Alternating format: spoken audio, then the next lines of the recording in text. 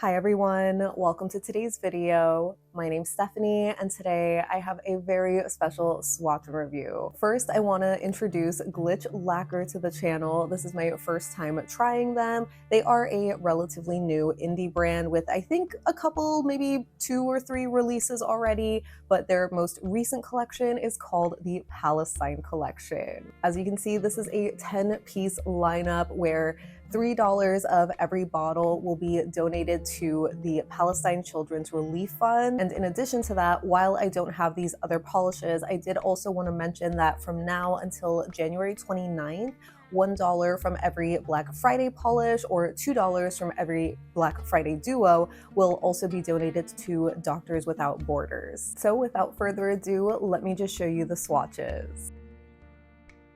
First, I did want to quickly show you the packaging for this collection. I'm assuming the default packaging is just a black box, but I love the additional detail of the other Palestinian flag colors along the edges.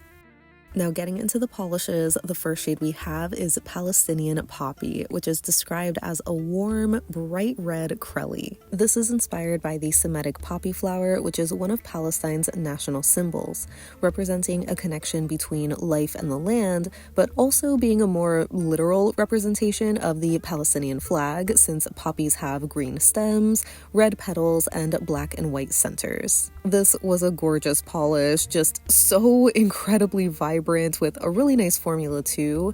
I guess I just wouldn't call it a bright red exactly. It's more of like a red orangey shade. Unfortunately picking up very orange on camera, so imagine it with a little bit more red, but either way it's such a gorgeous shade in either 2 or 3 coats. The next shade is called Medo, which is inspired by the late Medo Halimi, who would share his experiences on social media and inspire resistance by doing things as simple as tending to his garden. This polish is a teal base that is so packed with all of these rainbow iridescent flakies, just kind of mimicking a garden. As you can see on the first coat alone, the coverage is incredible.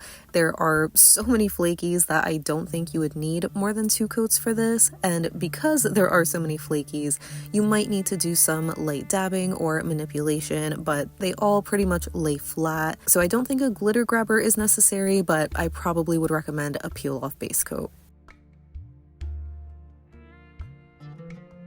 Next up we have Keys to the Kingdom, which is described as a berry purple linear hollow base with a warm multi-chrome shifting between magenta, red, orange, and gold. This has a slightly sheer formula, but it actually built up really beautifully in just 2 coats alone. At least on my nails, I thought it looked full coverage enough. Maybe if you look close enough, you can see a hint of visible nail line, but I really didn't think it was enough to do a 3rd coat. Either way, I think this is one of my top favorites from this collection. Not only is it a beautiful color, but it also just has a really profound inspiration. During the Nakba, fleeing Palestinians took their house keys, believing they'd be able to return one day, and have passed them down through generations as a symbol of their right to return. Then we have Garden on the Beach, which is a teal jelly base that's packed with a color shifting shimmer, going from pink to gold to green, as well as being packed with blue reflective glitters. Brie mentioned that this is basically a sister polish to Medo, but it is also inspired by all the other resilient gazans that use the limited resources around them to survive. Obviously, the inspiration alone for all of these is just so beautiful, but I do really feel that way about the polish itself too. It's such a gorgeous color that was really easy to work with. I think it was very full coverage on just the 2 coats alone and super sparkly, though again, because of all the reflective glitter in here, you might want to use a peel-off base coat or a glitter grabber. Getting into the magnetics, the next shade we have is I'm Still Alive, which, as I'm sure many of you are familiar with, is inspired by Bisan Auda, who would share and start all of her videos with, "Hey everyone, it's Bisan from Gaza, I'm still alive." Bizan consistently shared her coverage of life in Gaza throughout the ongoing genocide and has helped educate the Western world on the ongoing devastation in Palestine. She even won an Emmy for it back in 2024. If you somehow aren't familiar with her, I will also have her profile linked in my description box if you want to follow her. But as you saw, this is a purple-based magnetic polish with a silver shimmer and blue iridescent microflakes. This had another lovely formula that was pretty much full coverage for me in just 2 coats, and I think I would say this is another favorite. The next magnetic we have is called Liberation, which is a lavender base that has a bright silver ultra fine magnetic pigment. This one has a much more sheer jelly kind of formula though, which isn't my personal preference since for some reason I don't usually like seeing visible nail line with magnetics, but it did build up considerably in 3 coats, but maybe next time I would just layer this over another purple or a blurring base. Either way, it is still a really pretty shade, and I especially love what it represents, which is a pretty straightforward reminder that all people have a right to be free from occupation and oppression.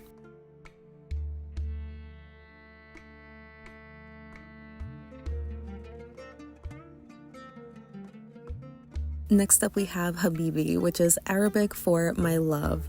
And this one is a black jelly-based magnetic with a multi-chrome shimmer that shifts from purple to pink and gold in more extreme lighting. This more or less had a similar formula to Liberation, where it is obviously much more on the jelly side, and while I didn't necessarily struggle with the application, I obviously didn't get the most even coverage, where you can see for some reason the polish is just not really going anywhere near the tip of my nail, so I'm assuming this is like a user error thing, so apologies for my application. It did build up a bit better on the 3rd coat where it's just more full coverage, but I do still have a little bit of a bald spot. Obviously, if your nails are shorter, I don't think you would struggle with this, or especially if you just layer this over a black base, but either way, the actual magnetic shimmer in this was super stunning. For a little break from the magnetics, the next shade we have is Resistance, which is described as a very sheer white base with a peach to gold shimmer and pink, red, and green reflective glitters. I was actually so surprised to read this had a white base because I just don't see that at all. I would have just called this a peach base because it's so overpowering to the actual base color. But that being said, I still really enjoyed how absolutely sparkly this one was.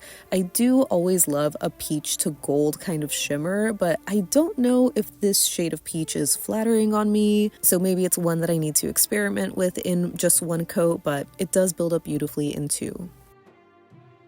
The second to last magnetic is called Copper Bracelet, which is inspired by one of Bree's own Kufia engraved copper bracelets that began to oxidize over time. I think this is such a beautiful and unique inspiration, and I love how it's translated into nail polish, even if the color combination isn't totally my taste. I think that's what makes nail polish like art to me, and as a reminder, art is inherently political. So this feels very full circle in a way, but yeah, this has a deep brown base. Again, a little bit more on the jelly side, but I think it's dark enough that it's opaque enough for me in 2 coats. The magnetic shimmer has a beautiful bright contrast, being this copper color head on, but also shifting to gold and green in extreme lighting. And in the background are these tiny iridescent microflakes, which are super beautiful. And last but certainly not least is The River, which is a deep berry base with a multi-chrome magnetic pigment that shifts from blue to purple to pink to red in extreme angles. I know there's a couple of familiar colors in this lineup, so don't worry, I will be sharing comparisons soon enough. But yeah, this was another lovely shade. You know I'm a sucker for deep berries like this, especially paired with a brighter, contrasting blue magnetic or shimmer. It is just so satisfying every single time. I would say that even though this is slightly on the jelly side, it was considerably more pigmented, similar to I'm Still Alive, so I only needed 2 coats for almost full opacity. I think it looks great in the cat eye effect, especially if you want more of a striking contrast, but you know me, I'm always going to prefer the velvet effect because it just looks so glassy and gemmy. Now, getting into comparisons, we're starting with Palestinian Poppy, and I immediately thought of ILNP's Turbocharged, which is a neon orange. I know they look really similar on camera here, but the difference is a lot more obvious in real life, where Turbocharged is that true, like, traffic cone neon orange, while Palestinian Poppy has a little bit more of this reddish warmth to the color, but it's still what I would call a red orange. It is also a tiny bit more sheer, where 3 coats looks more similar to ILNP in 2 coats.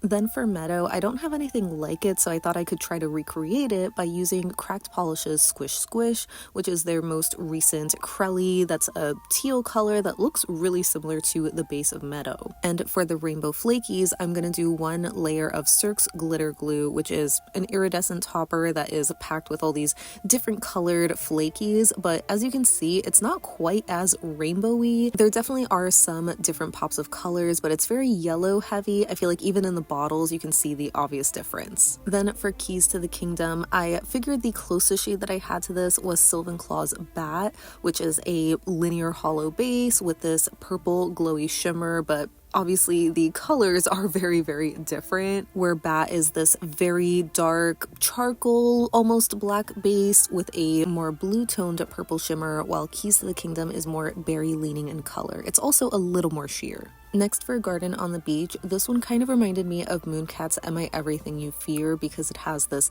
teal sort of base color with a very strong contrasting pink shimmer, but as I'm sure you can tell in the bottle, the shimmer in Mooncat is very overpowering, maybe more glowy in a way. The pink shimmer still stands out in Garden on the Beach, but I feel like it's more of a dispersed sparkle, and there's also that reflective glitter in Glitch too.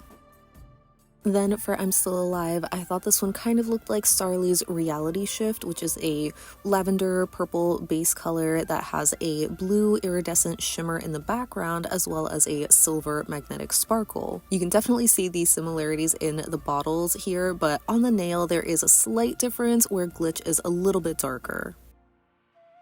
And next for Liberation, of course, I'm showing this next to Mooncat's Clair de Lune from the Danse Macabre collection. For some reason, in the bottle here, the Mooncat looks a little bit more pink leaning, but on the nail, it doesn't really pick up that way at all. It is much more dusty and cooler toned, I think, but the biggest difference is the coverage, where you can see the 2 coats of each. Mooncat is much more creamy and opaque, while Glitch is more of that jelly leaning base. Doing 3 coats makes it a little bit more similar, but it's still a different shade of purple. Next for Habibi, the closest that I have to this is ILNP's Jet Setter, which is also very similar to Mooncat's Malevolent, by the way. I just destashed that one because I thought Jet Setter was a better dupe for it. So yeah, they are basically these black base magnetics with a purple to pink shifting multi-chrome shimmer. The more obvious difference here is the coverage, where again, Glitch is more of that sheer jelly formula, but it also is missing the hollow sparkle that we have in ILNP. The Mooncat, from what I remember, just had a slightly larger hollow micro glitter. And lastly for the River, of course, I'm showing this next to Mooncat's Bloodbender from their most recent Avatar collab, as well as Fauve's Arterial from the Frida Kahlo collection, because both of these are very similar, deep berry bases with these blue magnetic multi-chrome shimmers, though Fauve's shimmer is a little bit deeper, more of this indigo color, so I definitely think that the River is closest to Bloodbender, just again a little bit more on the sheer jelly side, where even though during my live swatch I got really great coverage in just 2 coats, you might need 3 if you want to get that really intense pigmented or opaque look that Mooncat has. There is also a slight difference in their magnetic shimmer, where Mooncat doesn't shift all the way to this brighter pink like the River does. So that wraps up my swatches and comparisons of Glitch Lacquer's The Palestine collection.